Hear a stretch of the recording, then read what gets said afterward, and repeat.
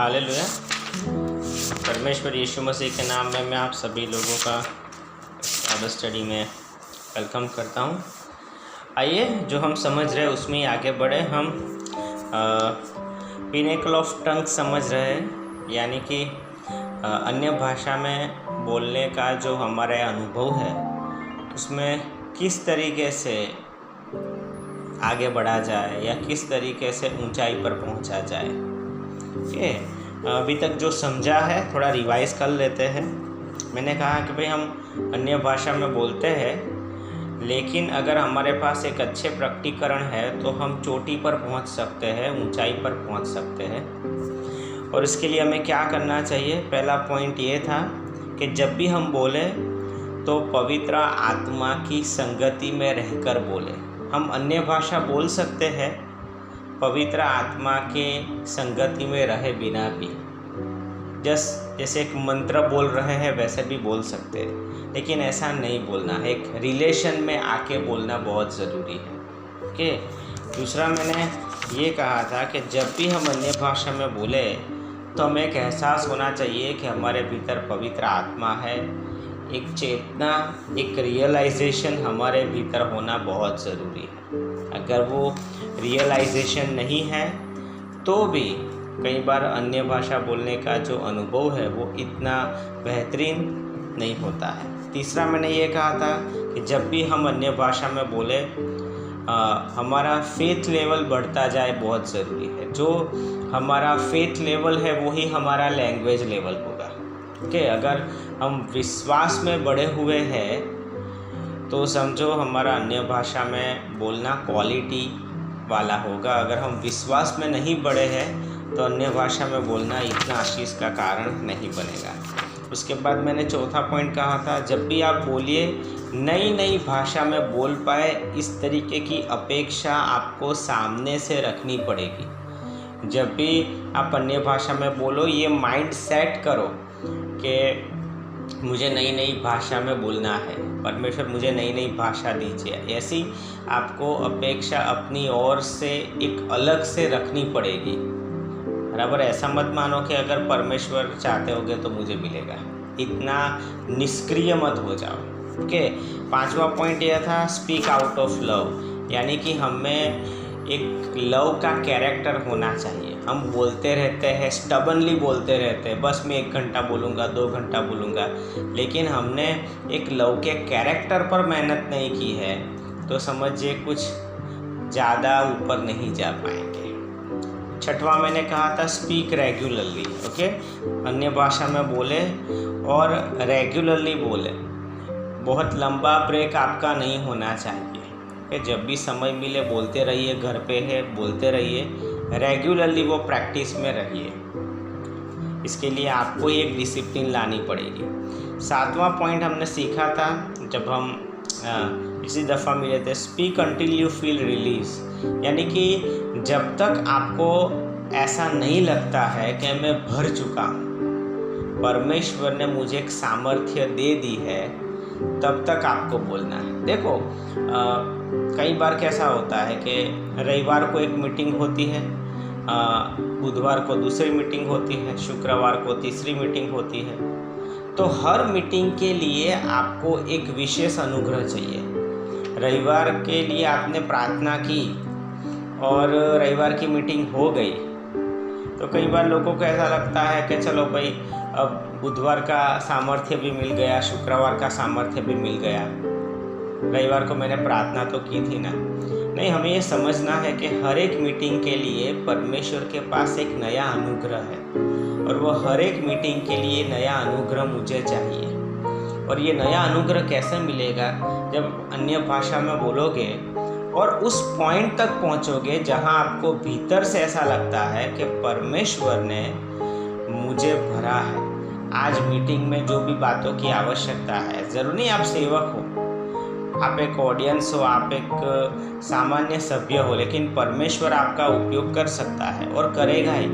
लेकिन महत्व की बात यह है कि आप भरे हुए हो और तब तक बोलते रहो जब तक परमेश्वर ने आपके लिए जो एक पॉइंट तय किया हुआ है कि मेरा बेटा या मेरे बेटी आज यहाँ तक बोले, वहाँ तक आपको बोलना बोलना है। वो 1 घंटा भी हो सकता है, 2 घंटा भी हो सकता है, या किसी दिन के लिए वो 20 मिनट भी हो सकता है। लेकिन मैंने कहा था कि भाई हम खाते हैं और जब तक डकार ना आए तब तक जैसे कि हमें खाना है, यानी अन्य भाषा में बोलना है। ओके, 8वां पॉइंट है स्पीक ऑडिबली, यानी कि ऐसे बोलिए कि भाई सुनाई दे। कई बार आपको रूम बंद करके चिल्ला के अन्य भाषा बोलना है, कई बार इतना ही अन्य भाषा बोलना है कि आपके कान सुन सके। कई बार आप बहुत तेज़ी में अन्य भाषा बोल सकते हो, कई बार बहुत स्लो धीरे धीरे अन्य भाषा बोल सकते हो। अलग अलग वेरिएंट आप ट्राई कर सकते हो और आपको ट्राई करना चाहिए। ओके, 9वां पॉइंट मैंने कहा था स्पीक विथ अंडरस्टैंडिंग, यानी कि जब भी आप बोलो तो भाई आपको समझ में आना चाहिए। बराबर है, जब भी आप बोलो आपका आत्मा है या आपका जो मन है वो उस प्रेयर में शामिल होना चाहिए। जब भी आप बोलो तो ऐसा नहीं कि भाई आपका माइंड और आपका हार्ट इन्वॉल्व ना हो। अगर वो इन्वॉल्व नहीं होंगे तो आपकी अंडरस्टैंडिंग नहीं आएगी, आप समझ नहीं पाओगे। कि कई बार लोग बोलते हैं लेकिन मन घूमता रहता है, तो वो अंडरस्टैंडिंग वाली प्रार्थना नहीं होती है, वो विदाउट अंडरस्टैंडिंग वाली प्रार्थना रह जाती है। ओके, सो जब भी आप बोलते हो एक कॉर्नर में ये बात हमेशा रखिए कि ये प्रार्थना अंडरस्टैंडिंग वाली बने, ये ज़रूरी है। और 10वां पॉइंट है स्पीक कॉर्पोरेटली, यानी कि जब भी आप बोले कई बार ऐसा ट्राई कर सकते हैं कि सब लोग मिल के बोले, यानी कि परिवार के सभी लोग मिल के बोले, या तो पति या पत्नी मिल के बोले, या तो चर्च के लीडर्स मिल के बोले, या तो हो सकता है पूरा चर्च मिल के बोले। प्रेरितों के काम 13वां अध्याय 1 से 3 रेफरेंस पढ़ेंगे आप, तो अंत्योक की एक कलीसिया है, वहाँ कुछ लोग थे, वो प्रार्थना और परमेश्वर की आभार स्तुति कर रहे थे, बाइबल ऐसा कहता है। तो वो प्रार्थना कर रहे तो अन्य भाषा में भी प्रार्थना कर रहे होंगे, क्योंकि वहाँ लिखा है कि वो प्रार्थना कर रहे थे। जरूरी नहीं है कि वो सिर्फ उनकी लोकल लैंग्वेज में ही प्रार्थना करते हो, वो अन्य भाषा में भी प्रार्थना कर रहे होंगे। सभी लीडर्स थे वहाँ, पौलुस भी था, बराबर है। सो वहाँ सब अलग अलग लीडर्स थे और बारनाबास भी था। ओके, और क्या हुआ कि उस समय परमेश्वर ने एक मैसेज भेजा कि भाई इन दोनों को अलग करो। सो वो लोग मिलकर अन्य भाषा बोल रहे थे। सो कई बार मिलकर अन्य भाषा में बोलना वो भी बहुत बड़ा परिवर्तन लाने का काम करता है। 50वें दिन भी लोग मिलकर ही अन्य भाषा में बोल रहे थे। एक बार मैंने एक प्रसंग पढ़ा था DGS दिनाकरण का। DGS दिनाकरण जो है उनका एक बेटा है पॉल दिनाकरण, जो अभी मिनिस्ट्री चलाता है। DGS दिनाकरण तो प्रभु के पास चले गए, लेकिन DGS दिनाकरण की एक दूसरी बेटी थी जो प्रभु में सो गई। 80s या 90s के दशक में उनका देहांत हो गया था। ऐसा हुआ था कि DGS दिनाकरण और उनकी वाइफ सुबह की फ़्लाइट से कहीं जाने वाले थे, और जाने वाले थे तो उनकी बेटी तब शायद 12वीं कक्षा उन्होंने पास की थी। तो वो उनकी बेटी सुबह उठती है और कहती है कि पापा आप मुझे कहीं नहीं ले जाते हो। नहीं, मैं आपके साथ आऊँगी मम्मी, पापा मैं आपके साथ आऊँगी। तो दिनाकरण ने सोचा कि ठीक है, एयरपोर्ट पर जाते हैं और एक दूसरी टिकट खरीद लेंगे।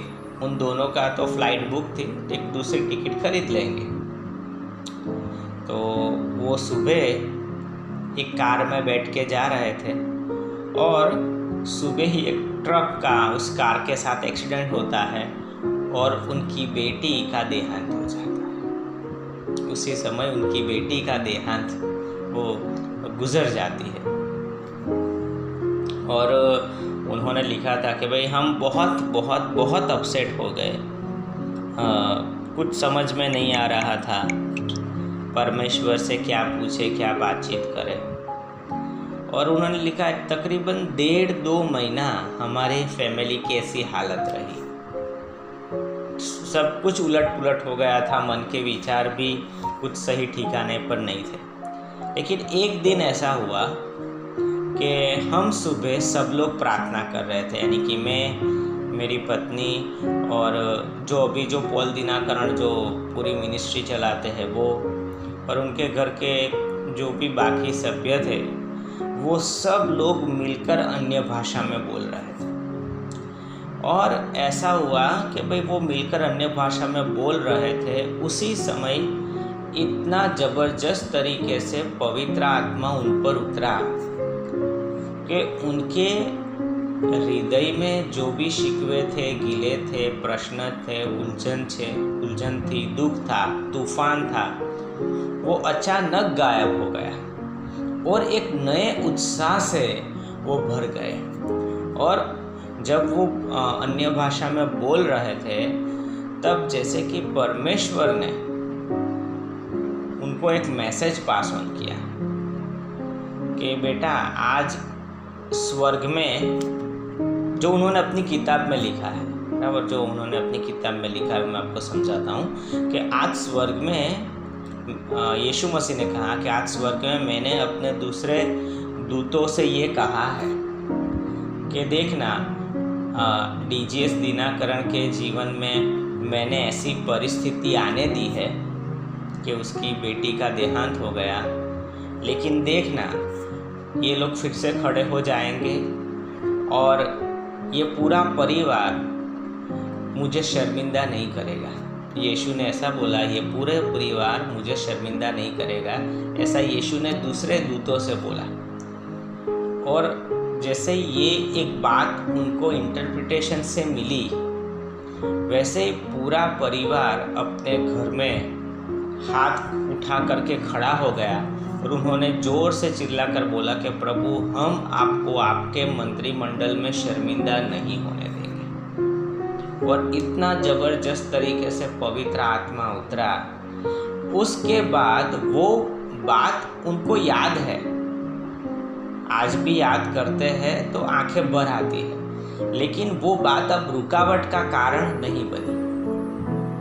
सो मेरा पॉइंट क्या है कि वो लोग साथ मिलके अन्य भाषा में बोल रहे थे, वो लोग साथ मिलके प्रार्थना कर रहे थे उस समय, उस सुबह तब इस तरीके का पवित्र आत्मा उतर आया। तो समझ लीजिए कि साथ में मिलकर अन्य भाषा में बोलना वो भी बहुत बड़े परिवर्तनों को लाता है, बहुत बड़े परिणामों को लाता है।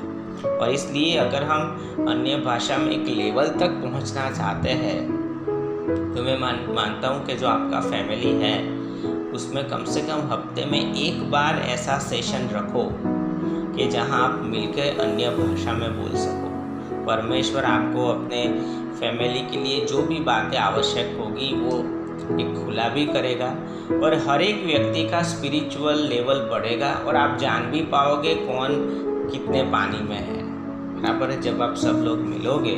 ओके, सो ये बात याद रखिए, अगर आपके फैमिली में कोई आपसे दूर रहता है, समझ लीजिए कि कोई आपसे दूसरे सिटी में रहता है, कोई तीसरे सिटी में रहता है, तो ऐसा भी कर सकते हैं कि आप फ़ोन पर अन्य भाषा में बोल सकते हो, बराबर है। समझिए कि भाई एक पिता है जिसकी एक बेटी है, 2 बेटे हैं, उनका परिवार है खुद का, बराबर है। तो एक समय रखिए कि हफ्ते में 1 दिन या 15 दिन में एक बार आप फ़ोन पर कैमरा ऑन करके अन्य भाषा में बोलोगे। मैं मानता हूँ आपका फैमिली बॉन्डिंग भी बढ़ेगा और आपका स्पिरिचुअल लेवल बढ़ेगा, और इस तरीके से बोलने से फैमिली में एक यूनिटी एस्टैब्लिश होगी। समझिए, परमेश्वर इसका आशीर्वाद आपको परिवार की एकता के स्वरूप में देगा। ओके, सो यहाँ तक हमने सीखा है, लेकिन कुछ और मुझे याद आया तो मैंने कहा। ओके, 11वां पॉइंट मैंने कहा, ये हिज़किय्याह फ्रांसिस की जो किताब है, खबर है वंडर वे टू वंडरलैंड, अन्य भाषा के बारे में, उसमें से मैं आपको सिखा रहा हूँ। 11वां पॉइंट ये है, इन्होंने लिखा है स्पीक विथ इंटरप्रिटेशन, यानी कि जब भी आप अन्य भाषा में बोले तो आप उसका अनुवाद करने की खुद से अपेक्षा रखें। चर्च में जब भी अन्य भाषा आती है तो अगर कोई इंटरप्रिटेशन करने वाला है तो अच्छा है, नहीं है तो नहीं बोलना चाहिए, बराबर है। तो चर्च में तो नियम भी है कि 2 या 3 लोग बोले, बस, उससे ज़्यादा नहीं, क्योंकि अगर बहुत लोग बोलने लगे तो कोई दिशा नहीं पकड़ पाओगे। शायद बहुत लोग बोलने लगे तो बाद में कौन से मार्ग पर जाना है वो एग्जैक्ट डिसाइड नहीं होगा।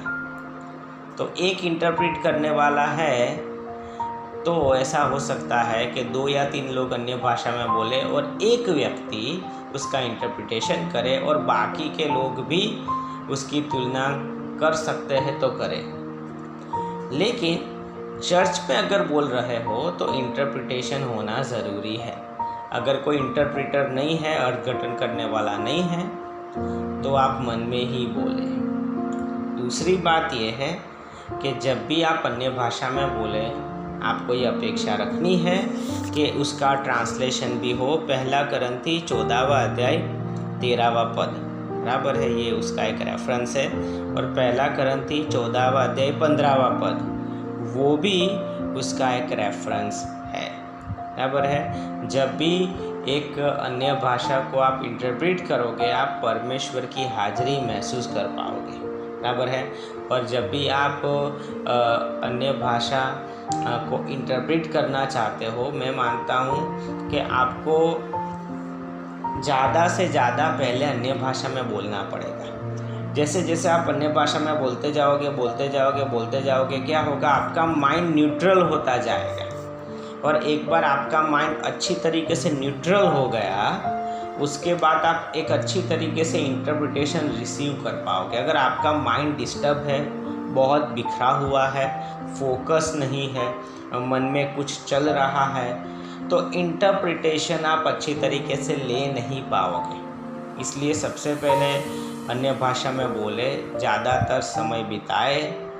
उसके बाद जब माइंड आपका न्यूट्रल हो जाएगा, परमेश्वर के वचनों से भर जाएगा, बराबर है, उसके बाद आपका इंटरप्रिटेशन आपको मिसलीड नहीं करेगा। अगर हमारा मन वचनों से भरा हुआ नहीं है, प्रार्थना से भरा हुआ नहीं है, परमेश्वर के विचारों से भरा हुआ नहीं है, तो हम मिसगाइड हो सकते हैं, मिसलीड हो सकते हैं, बराबर है। सो इसलिए मैं आपको एक पॉइंट ये दिखाना चाहता हूँ, समझाना चाहता हूँ कि इंटरप्रिटेशन में मैं मानता हूँ कि भाई आप आधे घंटे तक अन्य भाषा में बोलोगे, उसके बाद आपका माइंड जो है शुरुआत के दिनों में अच्छी तरीके से राउस हो जाएगा कि भाई आप उसका मैसेज एक अच्छी तरीके से रिसीव कर सको। और ये थोड़ा सेंसिटिव गिफ्ट भी है।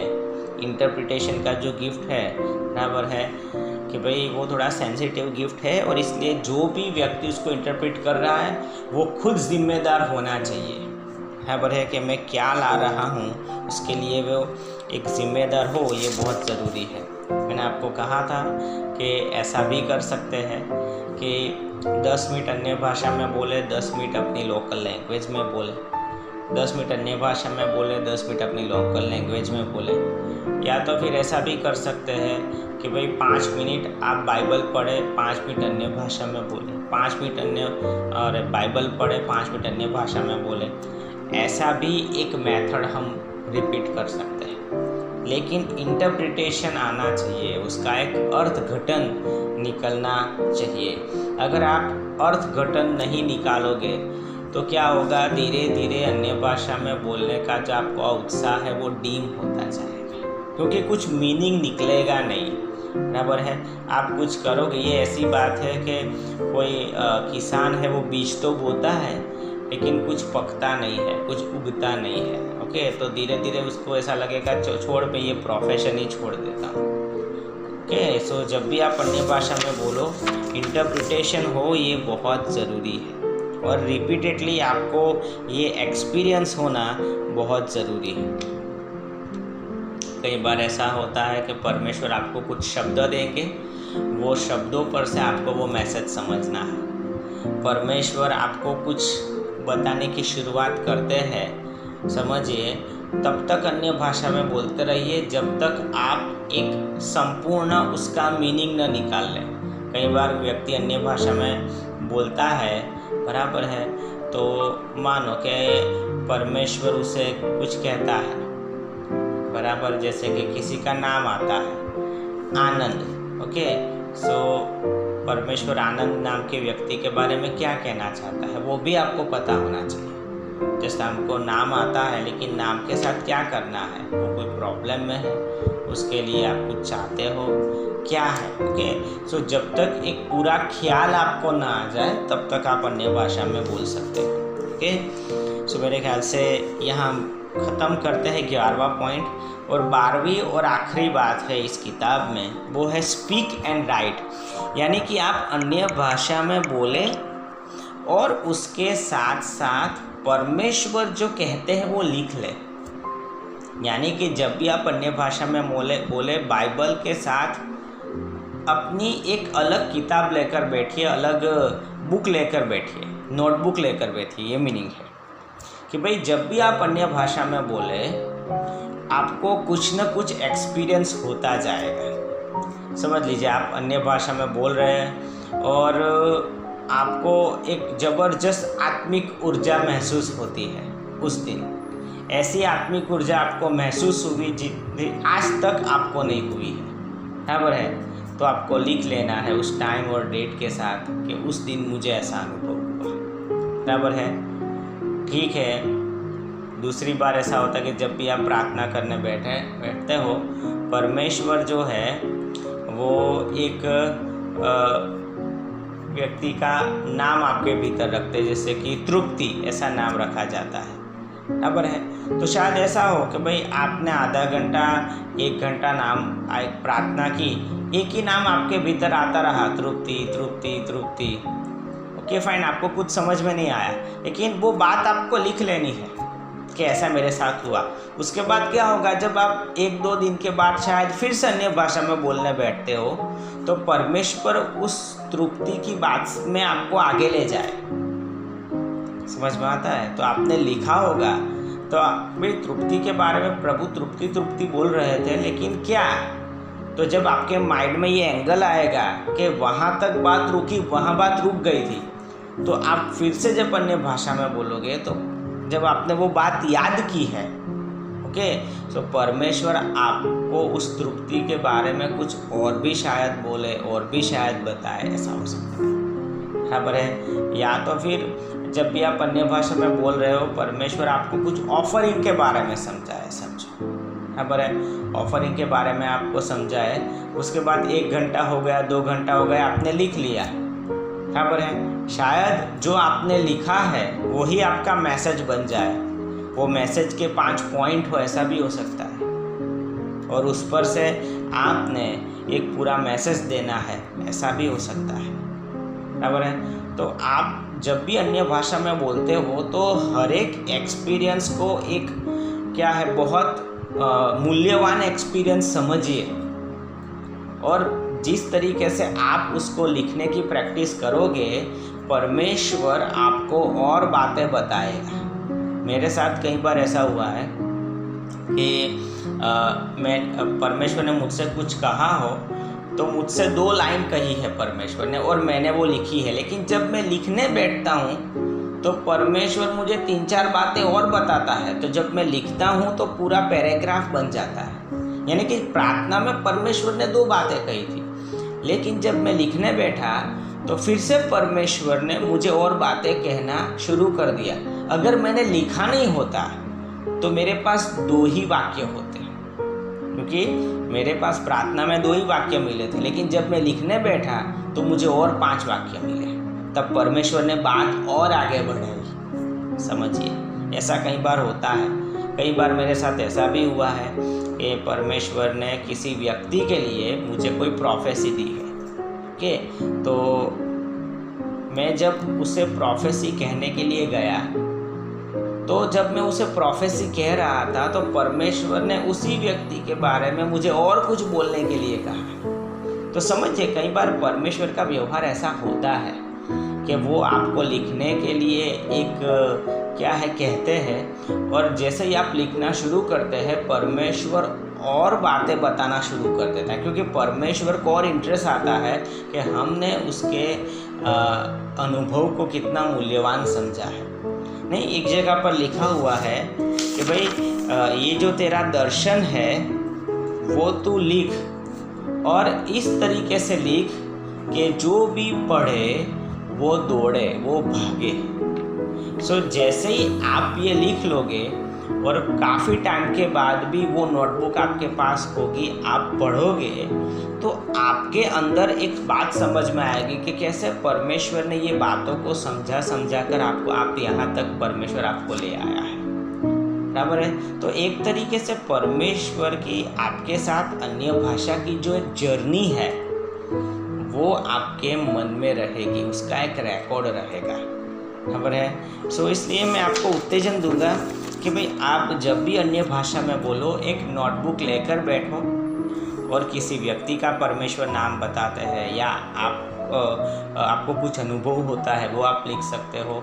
आप जो वचनों को पढ़ रहे हो और अन्य भाषा में बोल रहे हो, उसमें से कुछ प्रकटीकरण अगर आप प्राप्त करते हो, कोई ताज़ी रोटी अगर आपको मिलती है वचनों में से, बराबर है, तो वो ताज़ी रोटी भी आप उस समय लिख सकते हो। और मैंने कहा कि भाई कई बातें निकल आएगी, बराबर है। शायद परमेश्वर आपको कोई मैसेज दे दे, ऐसा हो सकता है।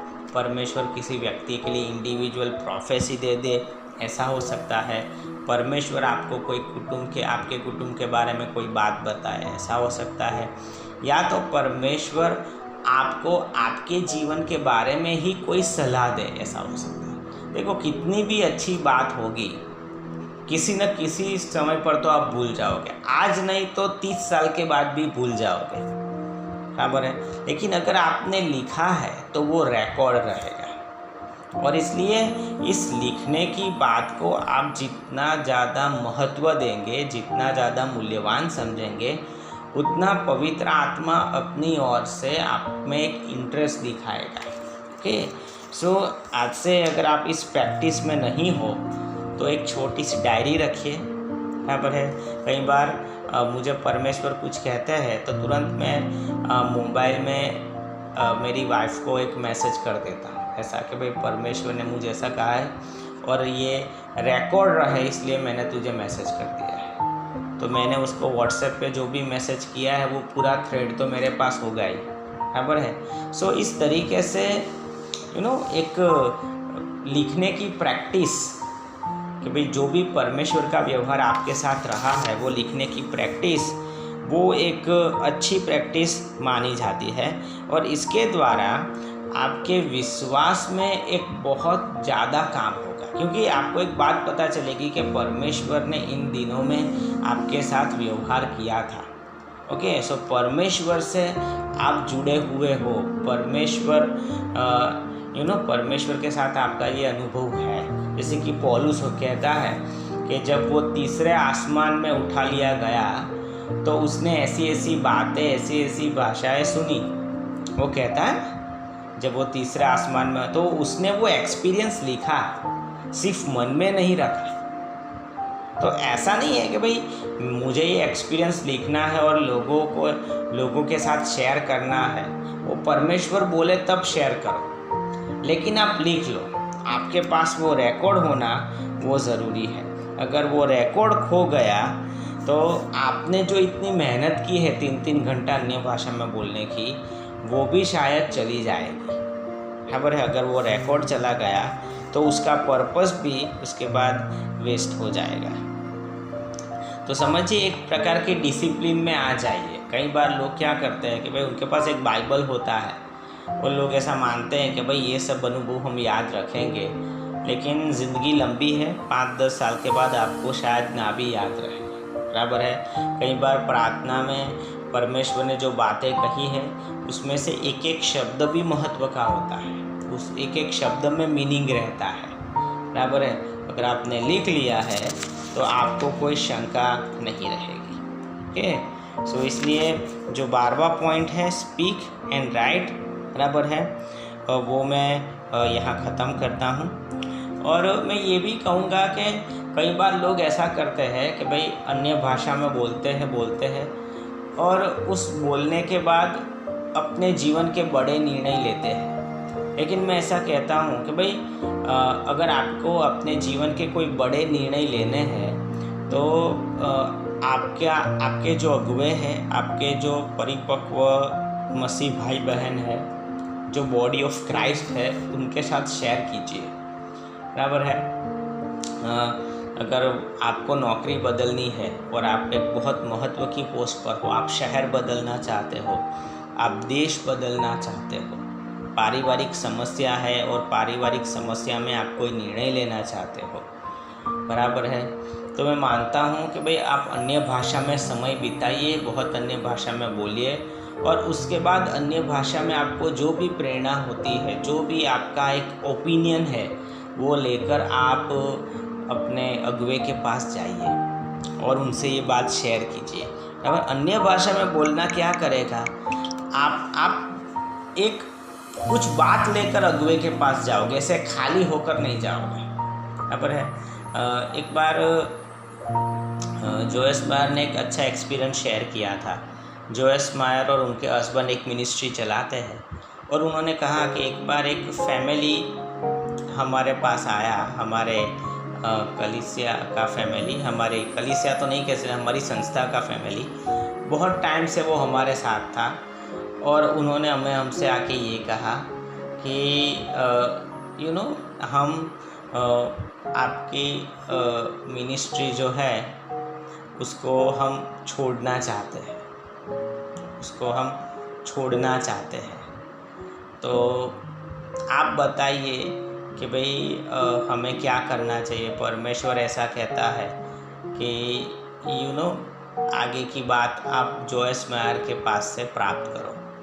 तो जोयस मायर और उनके हस्बैंड ने ये बात बहुत अच्छी तरीके से ली कि ओके, शायद हमारे यहाँ आपका समय पूरा हो रहा है, हमारी कोई दुश्मनी नहीं है, बराबर है, परमेश्वर का ये आयोजन है, वो बहुत बड़ा काम लेके बैठे हैं, शायद परमेश्वर कहीं और आपको ले जाना चाहता है, तो खुशी से जाइए, बराबर है, एक कड़वे मन के साथ मत जाइए। तो जोयस मायर और डेव मेयर से ये बात कही गई कि आप क्या कहते हो। तो उन्होंने कहा कि ठीक है, आप हमें कुछ समय दीजिए। 5-10 दिन के बाद जोयस मेयर और उनके हस्बैंड ने उस दंपति को फिर से बुलाया और कहा कि भाई परमेश्वर ने तो हमको कुछ कहा नहीं है, आपको ही अपने खुद से निर्णय लेना है, आपको जो भी करना है, ओके। और उस परिवार को ऐसा लगा कि ठीक है, परमेश्वर हमें अगुवाई देंगे और हम आगे बढ़ेंगे। इस तरीके से वो बहुत प्रेम से अलग हुए। सो पॉइंट क्या है? पॉइंट ये है कि भाई अगर आप कोई भी बात अपने अगुवे के साथ शेयर करते हो तो वचन ऐसा कहता है कि जहाँ बहुत सलाह देने वाले हैं वहाँ गलतियाँ कम होती हैं। जहाँ बहुत सलाह देने वाले हैं वहाँ गलतियाँ कम होती है। सो हमेशा एक बात याद रखिए कि जब भी आप अन्य भाषा में बोलते हो आपको कुछ ना कुछ इंसाइट मिलेगी, कुछ ना कुछ आपको एक दिशा मिलेगी। और उसके साथ साथ अगर आपको लगता है आप कुछ बात करने के लिए बहुत कंफर्म होने चाहिए, कलीसिया में शामिल होने के लिए, कलीसिया में से कहीं जाने के लिए, किसी नए शहर में जाने के लिए, किसी नई मिनिस्ट्री के साथ जुड़ने के लिए, परमेश्वर की सेवकाई में पूरा भविष्य देना है या नहीं देना है, इन बातों के लिए आप 110% कन्फर्म होने चाहिए।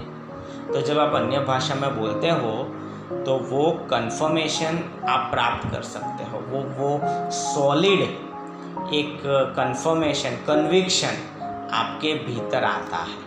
ओके, सो इसलिए ज़रूरी है कि भाई आप अन्य भाषा में बोलें और उसके साथ साथ लिख लें और उसके बाद अपने अगुवे से बात करें, क्योंकि वचन कहता है कि आपके जो अगुवे हैं वो आपकी आत्माओं की चौकी करने वाले हैं, बराबर है।